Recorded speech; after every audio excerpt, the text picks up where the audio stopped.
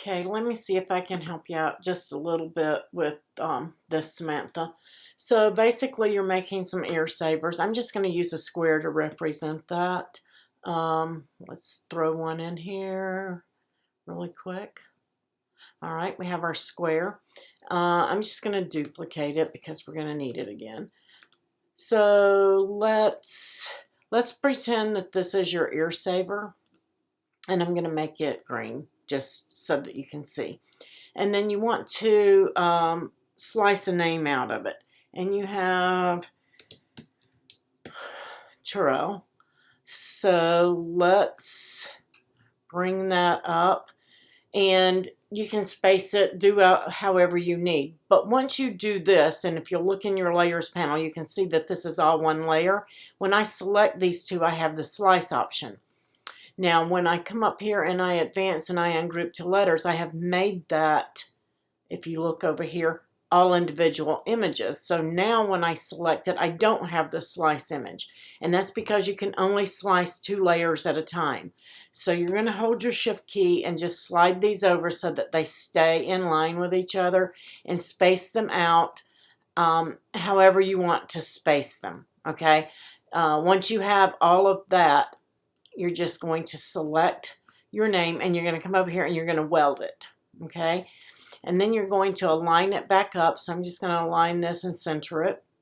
And now you can see that with the 2 of those selected, I have only 2 images selected because I welded the name, and then I have my square slices available. So now I slice it, and it's going to cut just like this. However, the center of the O is going to fall out, and the center of the R is going to fall out. And the only way to keep those from falling out is to use a shape like a square. You can use a circle or whatever you want, a diamond, anything like that. We're just going to duplicate it.